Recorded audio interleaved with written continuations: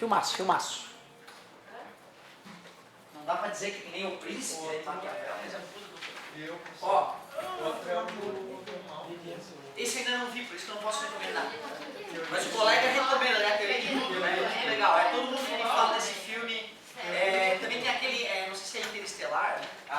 É outro filme relacionado a isso. Sim, não. É que assim, pelo que me falaram, eu não vi Interestelar também. Me diz que algumas passagens são muito honestas à física, algumas passagens não. Né? Mas eu digo pelos meus alunos que recomendam tanto, né, que eu também faço esse comentário. Ele traz vários conceitos da física moderna, a teoria da relatividade, a teoria das cordas, o buraco de minhoca, todos ele trabalha no filme e explica. Não, é por isso que eu digo, como hoje em dia não chegou em física moderna também não assisti, né, fico um pouco cabreiro, pode ter umas passagens que não são tão honestas, já tem umas passagens que parece que não são muito honestas, mais detalhes, né? Hoje nós veremos o quê?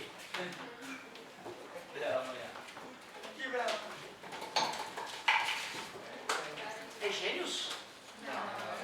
Semi? O que é isso? É um extensivo? Intelectos 2. Meus queridos, nós estávamos aonde na última aula? Me ajudem. Capacitores. Cheguei a falar de associação de capacitores, deduzir a capacitância do capacitor de placas planas, capacitor esférico. Show de bola. Então vai lá, cara, pede uma questãozinha aí pra gente aquecer. De repente tu tentou, não sei se a tua apostila já traz os capacitores. Chegou a trazer uma questãozinha ou outra de capacitor?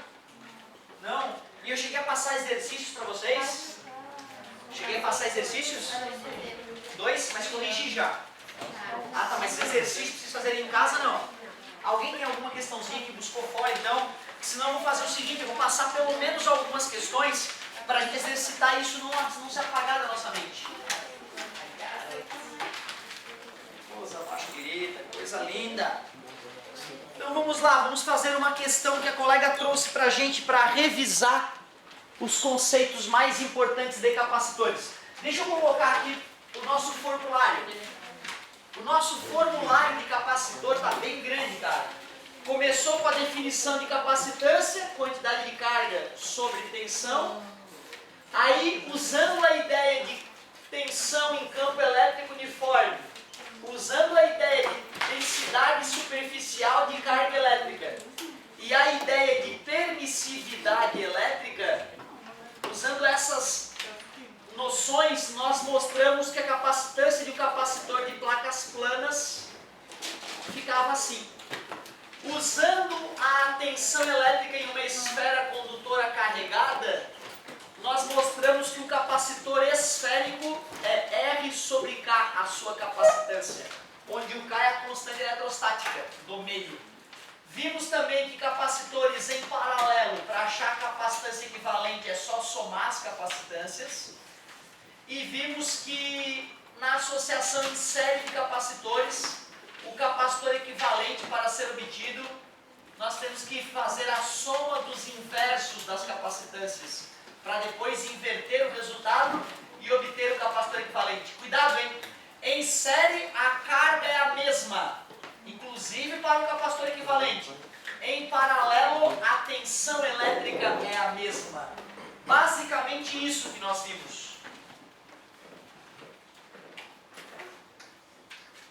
Questão 73 que a colega trouxe extra para a gente.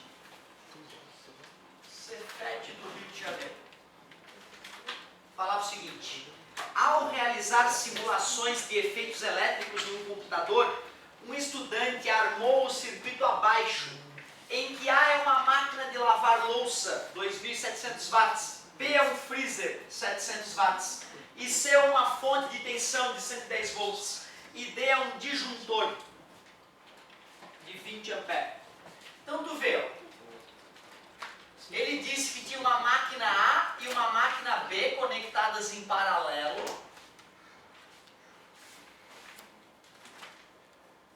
Disse que esse cara aqui era um disjuntor, esse dispositivozinho aqui era um disjuntor.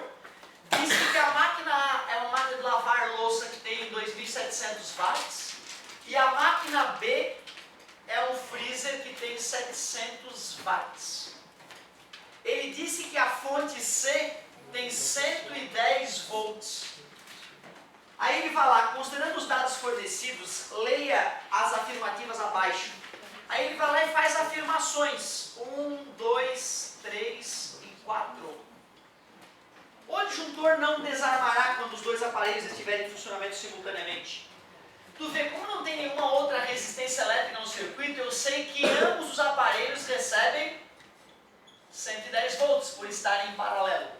Nós sabemos que potência é V vezes I, né? U vezes I para vocês, né? Estamos acostumados a usar U como tensão. Então tu vê, eu vou poder calcular a corrente que alimenta tanto a máquina de lavar louça quanto o freezer, né?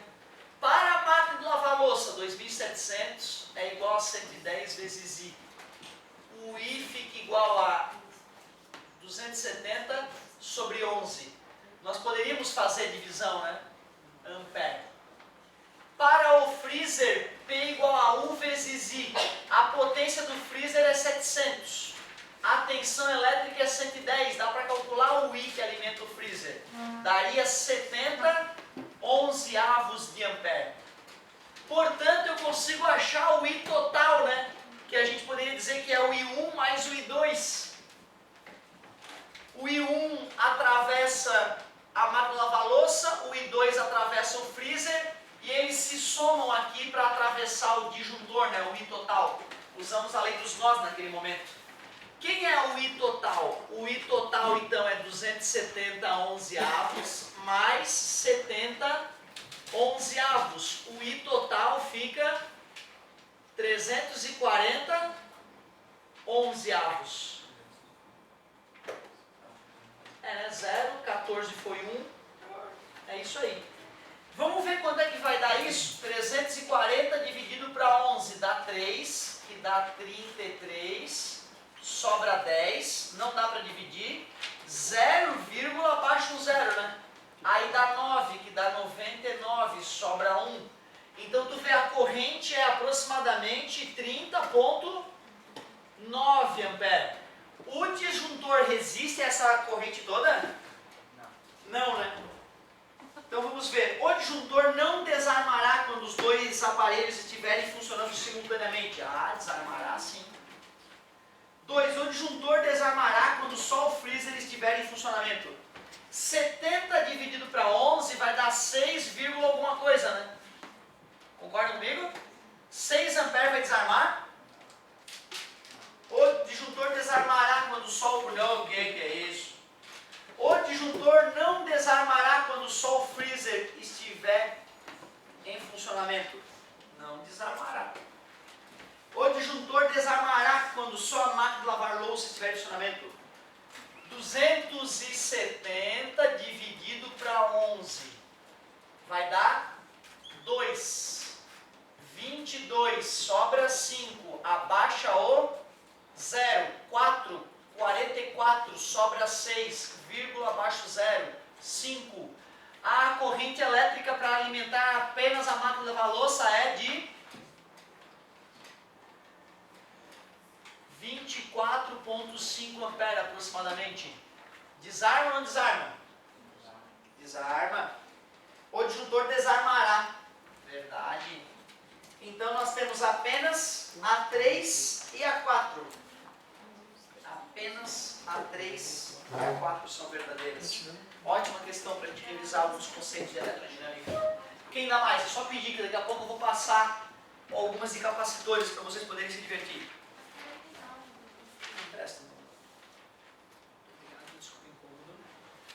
Vamos agora para a página 369. Questão 49. Muito obrigado, hein?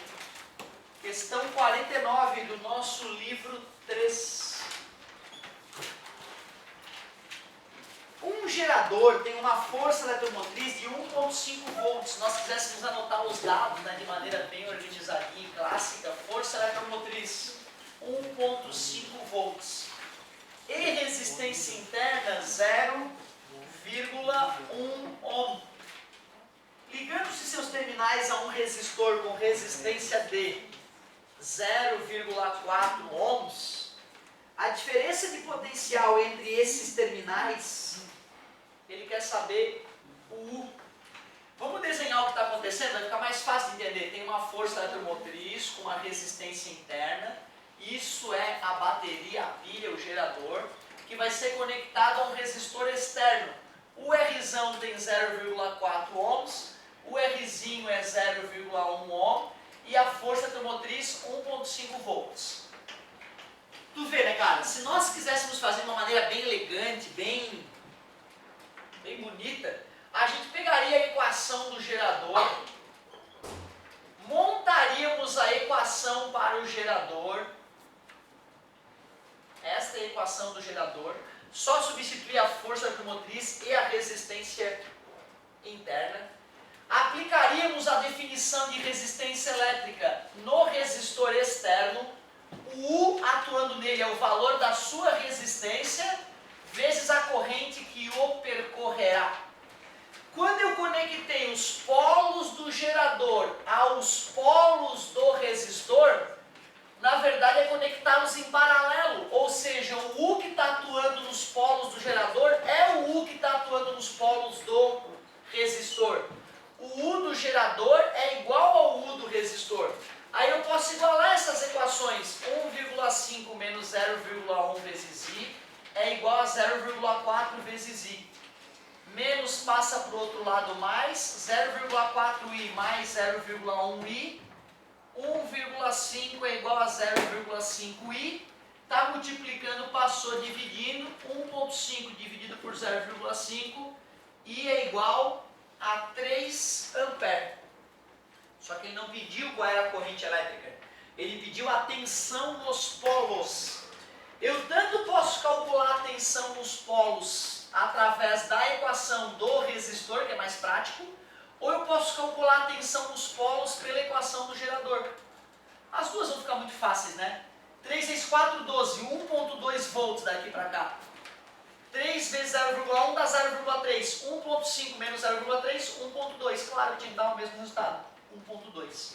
Então, o U, 3 vezes 0,4, 1,2 volts. Essa é a resposta que ele queria. 1,2 volts, letra B. Eu fiz do jeito bonitinho, tal. Agora, olha o jeito macetoso. Olha o jeito macetoso. Ah, peraí, cara, esse resistor está em série com aquele, porque a corrente que passa nesse passa no outro. O U igual a R vezes I. O U é 1,5, o R é 0,1 mais 0,4 que dá 0,5. Achei que o I é 3. Não tive que usar lei, porcaria nenhuma, equação do gerador, equação do receptor, do resistor, aliás. Foi Yuri, só buf, acabou. Ah, mas ele quer saber o U que está atuando daqui para cá. Faz mais um URI, pô. Faz mais um URI nesse cara. O R dele é 0,4, o I é 3, então o U que está atuando nele, 1,2 volts, acabou. URI, acabou. Então tu vê, né, cara, o ideal é que tu consiga acompanhar as duas soluções. A solução classuda, bonita, onde a gente monta a equação do gerador, monta a equação do resistor. Já que eles estão conectados em paralelo um ao outro, dá para igualar as tensões, que aí fica bem bonito. Na verdade, se nós fizermos de maneira genérica isso e isso, né? E menos Rzinho vezes I e Rzão vezes I, a gente fez essa conta um dia, chamamos de lei de Poilâne. Lei de Poilâne. Também poderia ter pegado a fórmula da lei de Poilâne e ter substituído, né? Obrigado. Vamos voltar uma página atrás. Acompanhem lá na página 368. Vamos fazer a questão 41.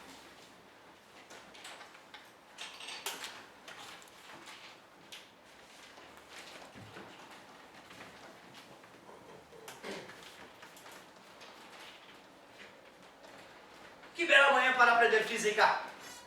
Falava o seguinte.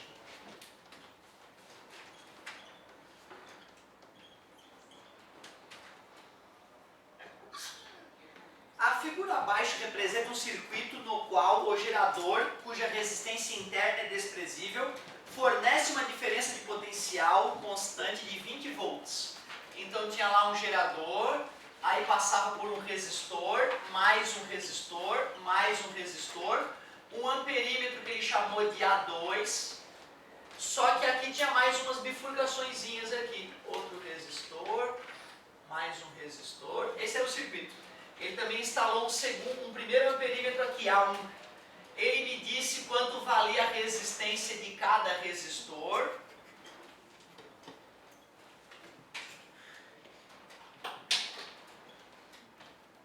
Deu que era 20 volts, a tensão gerada. E ele quer saber a leitura nos amperímetros. Vamos investigar a leitura nos amperímetros. Como ele não falou da resistência interna dos amperímetros, eu tenho que supor que esses amperímetros sejam ideais, ou seja, é como se eles não estivessem no circuito. Outra coisa que eu percebo é que esses 3 resistores estão com as suas entradas todas conectadas nesse ponto e estão com as suas saídas todas conectadas a esse outro ponto. Isso me permite calcular que o U atuando neles é o mesmo. Isso me permite concluir que esses caras estão em paralelo. E 2 com 2 em paralelo é 1. Só dividir por 2. E 2 de 1 é meio. Quer dizer que só de bater o olho no circuito e pensar um pouco, eu já dei uma enxugada no circuito. Já ficou um circuito bem mais fácil de resolver. Ó. Porque eu troquei esses 3 caras em paralelo por um resistor de meio ohm. Eu usei o macete, tu não é obrigado a usar o macete. Eu fiz que 2 com 2 dava 1 e 1 com 1 dava meio. Se o aluno não está familiarizado com o macete, ele pode muito bem pegar a fórmula dos resistores em paralelo, tirar o MMC, dividir pelo de baixo, multiplicar pelo de cima. Tirou o MMC, dividiu pelo de baixo, multiplicou pelo de cima. Inverte ambos os lados e chega à mesma conclusão. Talvez o mais delicado é o aluno perceber que estão em paralelo, né? Por isso que vale a pena tu verificar se as saídas e se as entradas estão conectados aos mesmos pontos. Se isso acontecer, tu garante que os resistores estão em paralelo. Agora ficou nítido que os resistores que restaram estão em série, né? Porque a corrente que passa por um, passa pelos outros. Portanto, eu posso enxugar ainda mais o circuito e deixar ele bem bobinho. 1,5 mais meio deu 2, 2 mais 3 deu 5. Ah, que circuito gostoso de trabalhar. Ah, que delícia. URI. O U é 20 volts, o R é 5 ohms, vamos calcular o I. O I deu 4 amperes, mas cuidado. Esse circuito que eu criei, ele nem existe, meus amigos. Só na minha mente essa porcaria existe. Na verdade, o que existe é aquilo ali. Essa coisa aqui que vocês estão enxergando não existe na prática. Na prática existe o de cima. E eu sei que aqui está passando 4 amperes. Eu sei que nesse cara que está ali vai passar 4 amperes. Então eu já sei que o amperímetro A2 vai ler 4 amperes. Eu sei também que por aqui por cima chega a 4 amperes. Então eu sei que esse cara recebe 4 amperes. Porém, esses 4 amperes que chegam nesse nó, vai se dividir, uma parte passa por baixo e outra parte segue adiante. E depois esse I que chega nesse outro nó também se divide. Uma parte passa por esse cara, outra parte passa por aquele outro. Oh, mas espera aí, quando nós vimos que era 2 e 2, dava quanto em paralelo? 1, né? Quer dizer que esses dois aqui equivalem a 1 de 1. Se fossem 2 de 1 em paralelo, a corrente seria dividida igualmente, viria 2 para um lado e 2 para o outro. Por essa conclusão, por esse raciocínio, eu posso concluir que o I1 é 2 amperes. Só que eu não queria que tu usasse só o macete para matar a questão. Eu queria te apresentar uma forma mais robusta de chegar a essa última conclusão. Vamos fazer do jeito mais honesto então. Esses 3 resistores estavam sendo representados por esse indivíduo, concorda comigo? Esses 3 resistores resultam nisso. Esse cara, que é um resistor hipotético que nem existe, vai ser percorrido por quantos amperes? 4 amperes. Se eu sei o R e sei o I, dá para calcular a tensão que está atuando nele? Meio ohm. recebendo 4 amperes, eu sei que a tensão elétrica ali é 2 volts. Como esses caras estão em paralelo, todos eles recebem 2 volts. Aí eu posso fazer o URI nesse sujeito de 1 ohm. 2 volts aplicados em 1 ohm, aí dá uma corrente de 2 amperes. E é a corrente que vai percorrer o perímetro A1. Então eu vou chamar de I1. Beleza? Ficou prático, né? Daquele outro jeito. Ah, então 2 com 2 dá 1. 1 com 1 vai dividir igualmente a corrente elétrica. Ah, então 4 dividido para 2, 2. Pronto, acabou. Mas mais bonitinho é conseguir calcular a tensão nos caras que estão em paralelo. E usando o URI, sem decoreba, sem macete bizarro, a gente mata a charada. Então era 2 amperes e 4 amperes. Qual era a letrinha? A de amor. Acho querida. Vamos que vamos. A aula é tua, meu querido. Pegue, vai, aquele, o teu. 20. Não brigou comigo hoje, né? Tá de bom humor, coisa linda. Página 365. Que vocês ainda brigou comigo. Página 365, questão 20. E bela manhã.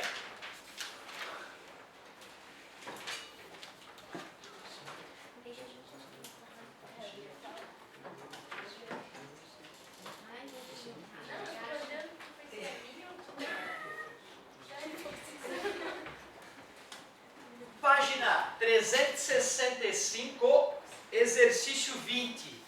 Ah, mas esse aqui tem uma pegadinha clássica ali, né? Essa pegadinha aí é perigosa mesmo. Só de ver o desenho já dá um embrulho, né, cara? Porque o cara fez tanto resistor e tudo em um formato estranho. O perigo dessa questão é justamente aquela linha. Ai, ai, ai! É essa a questão mesmo, né?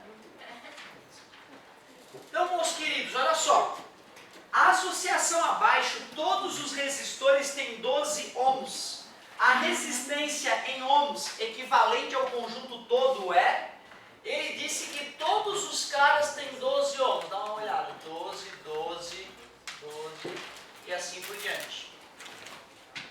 Nós sabemos que 2 desses resistores que estão acima ou abaixo dessa associação estão em série. Por isso eu poderia pegar 12 com 12 daria 24. 12 com 12 em série daria 24. E 24 com 24 daria 12. Se não fosse o curto circuito. Esta linha conectando essa associação de resistores de um lado ao outro faz com que esses resistores deixem de existir. Ou seja, a única associação que resta para resolver é a associação seguinte. O curto-circuito eliminou os outros resistores. Toda a corrente elétrica passará pelo curto. Quase nenhuma corrente elétrica passará pelos resistores. Essa era a grande sacanagem da questão.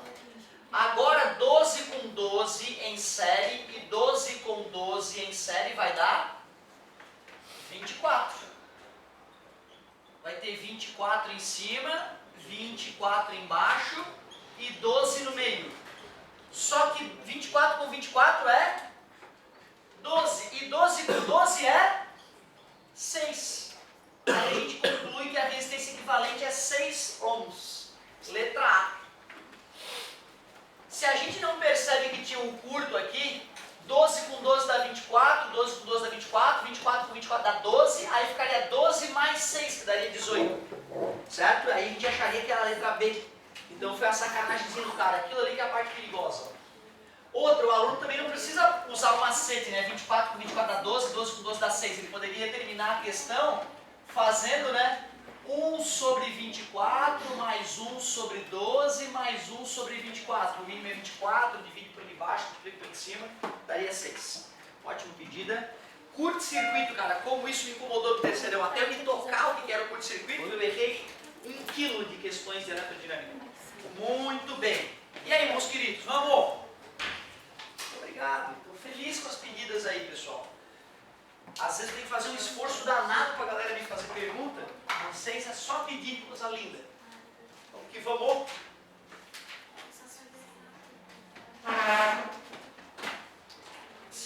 ler? É 52? É 52? Por que eu estou falando essa? Não. Fala.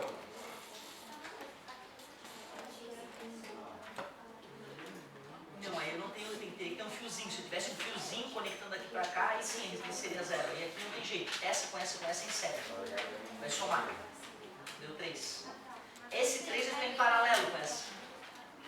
Certo? Vai ter que fazer em paralelo. Aí o resultado dessa eu tenho em série com essa e com aquela. E o resultado dessa eu tenho em paralelo com essa.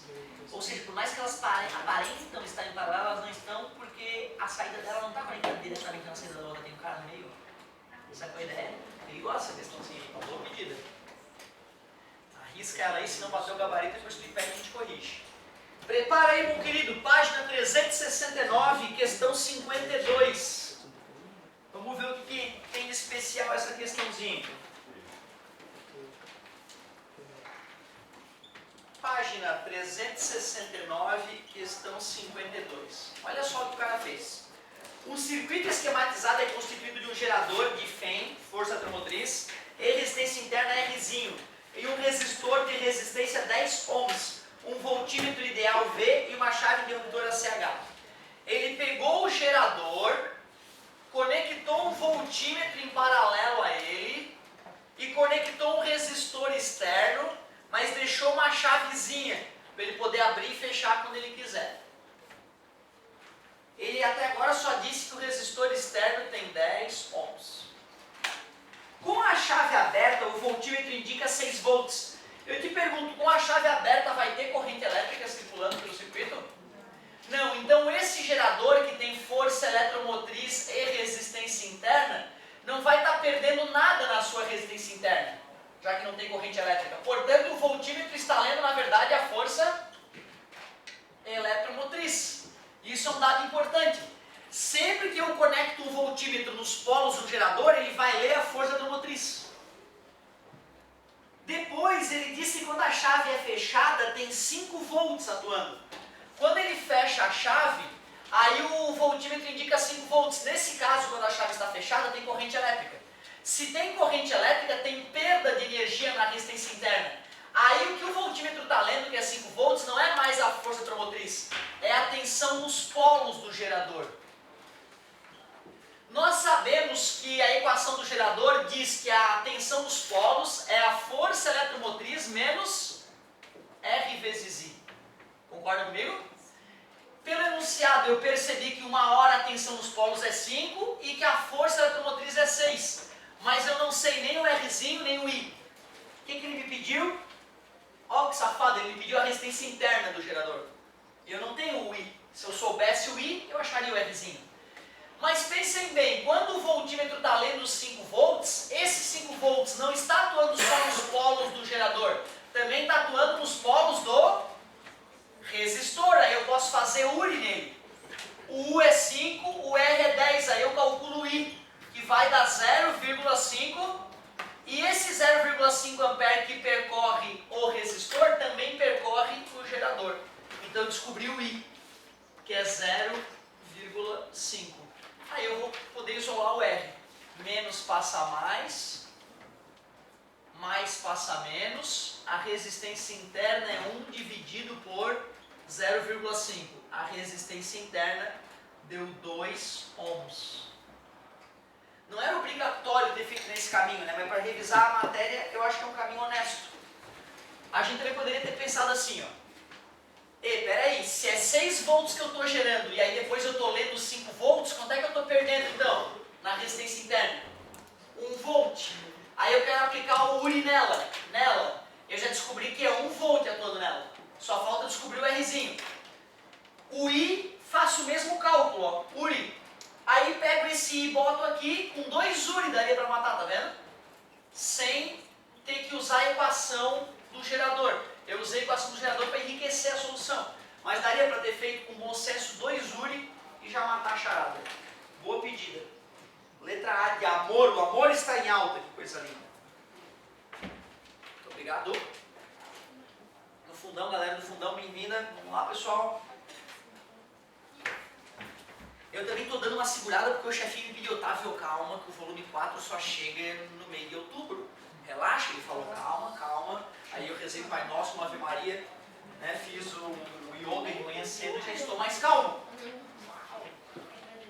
Estamos todos calmos.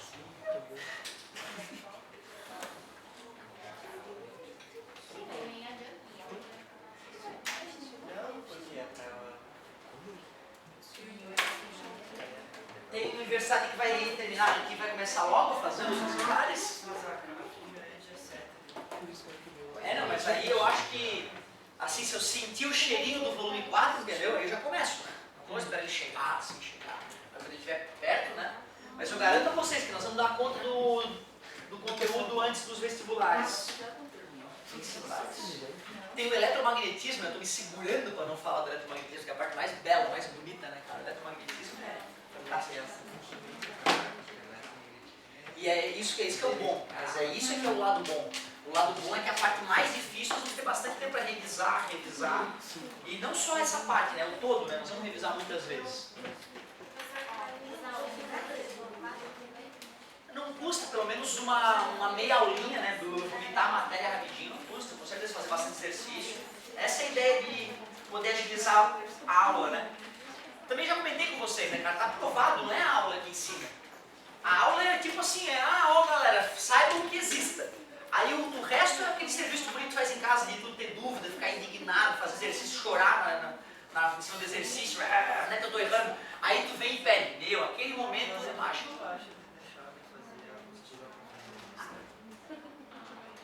Como assim? Eu não sei, fazer tu diz o exercício da apostila ou da lista? Isso eu acho que é o de menos. Eu não acho que seja importante qual é a lista de exercícios que tu vai fazer. Porque elas são todas muito parecidas. Se tu for pegar a tua apostila e for pegar o Super Pro que a gente usa para fazer as listas, tu vai ver que as questões da apostila também aparecem no Super Pro. Aí o professor acaba fazendo, essa aqui eu não vou pegar porque já tem na apostila. Aí ele pula aquela. Então, na verdade, elas se complementam. Eu diria, não faz. O que o cara não pode fazer é assistir a aula e ficar um tempão sem exercitar e de repente eu vou começar a fazer exercício na frente dele sem ele ter tentado. Ele vai olhar para o quadro e vai, que fácil, aquela ali é fácil de fazer. Mas no dia ele não faz, no dia ele trava. É isso que é o momento mágico do processo de aprendizagem, é tu sofrer com as tuas derrotas de exercício e vir pedir a tua dúvida, não a do colega, a tua dúvida, aquela é mágica. Página 369, exercício, qual era mesmo? 50. Vamos que vamos! O esquema abaixo representa uma bateria de 12 volts com 2 ohms de resistência interna, 2 resistores externos de 3 e 3 amperímetros ideais. Tu vê, é pouco comum essa maneira de representar uma bateria, mas muito honesta. Ele colocou a resistência interna entre os polos, né? Que é justamente o que acontece. Bem honesta essa maneira de representar, embora não seja comum. Ele foi lá, colocou o amperímetro A1, colocou o amperímetro A2, que está conectado ao resistor de 6 ohms. E aí tem um amperímetro A3 que vem antes do resistor de 3 ohms. Ele diz que a resistência interna da bateria é 12 ohms.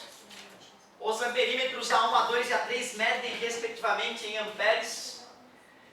Galera, tu não é obrigado a usar a equação do gerador. Tu pode simplesmente dizer que aquele resistor do gerador está fora dele e fingir que o gerador é ideal. Isso não vai mudar nada na vida de ninguém. Como ele não falou do valor das resistências internas dos amperímetros, eu vou considerá-los ideais. Ou seja, como se os amperímetros não estivessem ali. 6 e 3 ohms estão em série ou em paralelo? E em paralelo, como é que a gente faz para achar o resistor equivalente? 1 sobre. É isso mesmo. Ou então pega o menor e coloca vários maiores no local. Quantos de 6? Por que 2? Porque 6 por 2 dá 3. 2 de 6 mais 1 de 6 são 3 de 6. 6 dividido para 3? 2. Meu Deus, como o macete é gostoso, cara. Tu imagina no vestibular tu ter que fazer isso aqui, ó, que saco. 1 sobre 6 mais 1 sobre 3. A professora falava, tira o MMC, divide pelo de baixo, multiplica pelo de cima. E as crianças não entendiam o que estavam fazendo. faziam sem entender. Surgiu uma geração de pessoas que não sabem pensar em fração. Não é o nosso caso, né? Porque nós sabemos o que está acontecendo ali. E agora ficaram como esses resistores? Ficaram e em série é só somar. Quer dizer que olha que bonitinho que está o circuito Uri. 12 igual a 4 vezes I deu 3 amperes. Muito cuidado. Esse 3 amperes vale para cá. Só que esse circuito nem existe. Esse 3 amperes vale para cá. Só que esse circuito nem existe. Esses 3 amperes vale para cá. Só que vai ter uma bifurcação aqui, né? Mas aqui embaixo passa 3 amperes. E 3 amperes. Intuitivamente, eu sei que o cara que tem maior resistência vai passar menos corrente. Como ele tem o dobro da resistência, vai passar metade.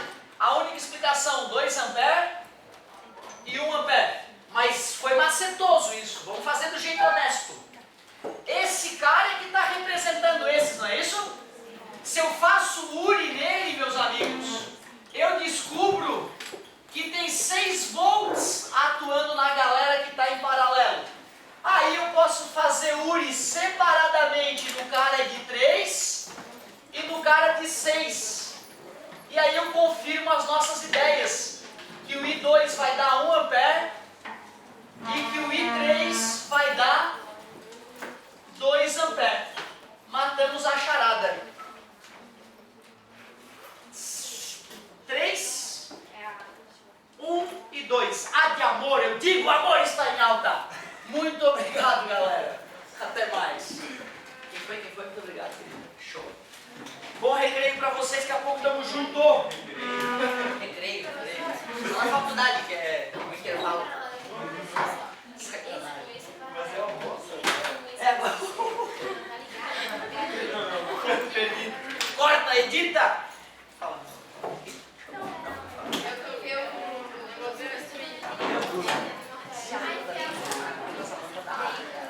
Se a lâmpada dele queimar, a corrente elétrica não pode mais atravessar nem completar o circuito. Você vai acelerar a pilha. Então basta. Isso, exatamente. Porque uma lâmpada, na verdade, tem filamento, ela tem um filamentozinho que pode ser percorrido. Quando ela queima, ela parte. E aí a corrente elétrica para de passar. Então para de passar corrente pelo circuito todo. Todas apagam. Quando o circuito de série falha, o circuito todo vai parar de funcionar. Em paralelo não, porque uma das que está em paralelo, as outras continuam funcionando. Ótima pergunta. Chegando, deixa eu dar uma paradinha aqui.